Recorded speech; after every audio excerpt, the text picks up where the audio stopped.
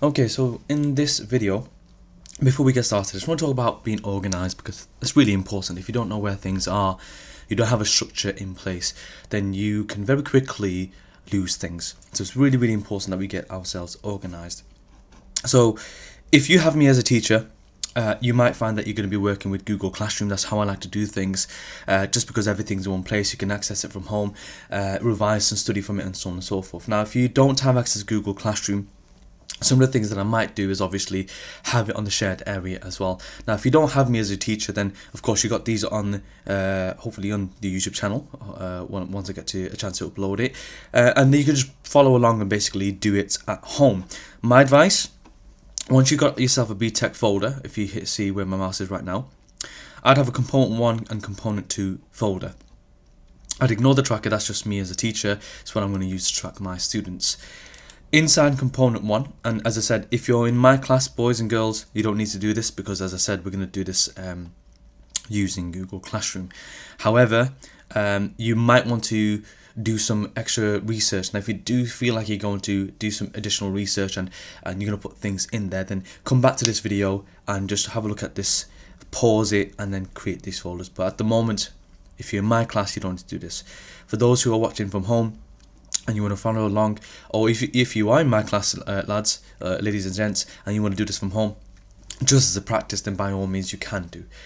Now, in this section, component 1, we have learning aim A, B, and C, and we're going to have separate sections for them. In fact, inside learning aim A, I might have 9 or 10 videos just to break every section down. So we're going to go into here, and you'll see I've got a few things here which I'm going to share with my group, and a number of things that we need to look at, and I've even got a folder there for my videos, which is where I'm going to be saving them into.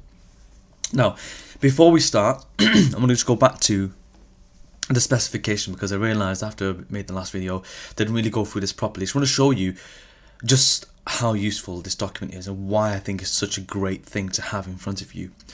I don't like wasting paper, so I'm not going to just print this out and give it to everyone. So if my class, boys and girls, and you want a copy of this, just approach me and I'll make sure I have it printed out for you, ready for you to take it home. For those of you watching from home, from other schools, I would suggest you print this off.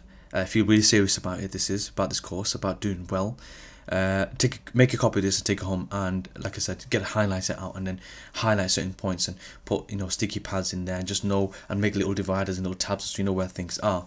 I'm just going to give you an example, and this probably won't make much sense at the moment because we haven't looked at the course, the component 1 yet. But here we are, component 1, which starts on the document, page 7. It gives you a brief overview. Gives you an outline of how many hours it should take, an introduction, the learning aims, as I mentioned earlier on with the folders A, B, and C. This is why I've got these folders here, A, B, and C. And if you go further down, you'll see they break it down even further, and this is exactly what they're looking for. Whether it's, if you're in my class and I'm your teacher, or you have another teacher, this is what we've been asked to look for internally. And then when it gets moderated, it's sent off as a sample, from a sample, and this is what the external moderators will be looking for as well. These are almost like a tick box, a list of things that they need to see from you in that component.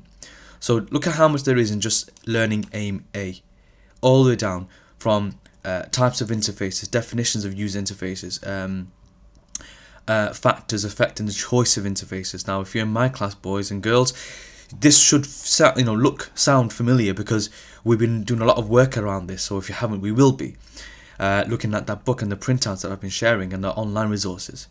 And then it goes to A2, so still in learning aim A, but section 2, accessibility needs, skills levels, demographics, design principles, looking at colours, font styles, languages, the layout and things like that, whether something's consistent or not, how it's perceived, retaining user attention. So what is it, the software that we're looking at, the UI, the user interface, what does it have that keeps grabbing the attention of the user?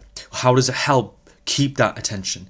Whether the design is intuitive or not, or is it, does it need more time for the user to find things, or is it just very easy? Is it very simple? Is it just do people just get it, or do you need to get a manual out? Then there are design elements, project planning techniques, which is now learning A and B, and it goes down the list. Now you'll see this list is very, very, very excuse me, important, because it is exactly what you need to show in your components, in your coursework.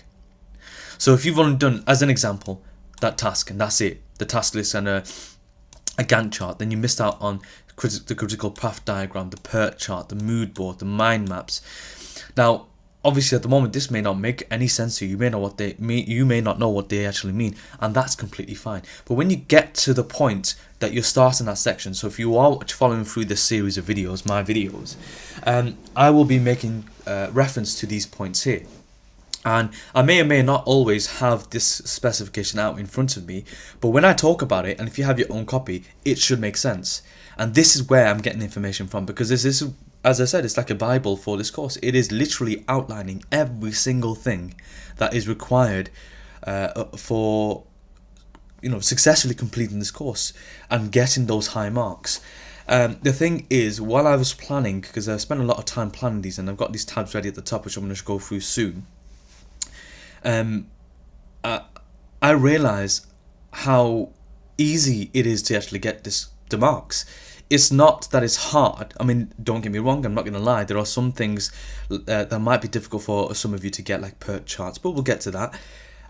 But the work itself isn't hard. It takes time, so therefore there's a requirement of effort from your part, but the work itself isn't rocket science, which is good news. But as I said, you can go through these pages and see it really does make it black and white. Very, very simple. Exactly what it is they need. Nothing here should be skimmed over. You shouldn't just skip something and say, okay, there's 3 bullet points here. All I'm going to do is read the first one. That's all I'm going to do. If that's the case, then you might scrape a pass. You may not even get that. And as you may or may not know, there's nothing lower than that in this course. So it's worth looking at this. So get a copy and put it into your folder, your bag, whatever it is, and make reference to it. Now in the next video, we're going to be looking at the first component, which is this document here. And I'll talk about what this is and why it's designed the way I've designed it, and whether you need to actually do it in this format or not.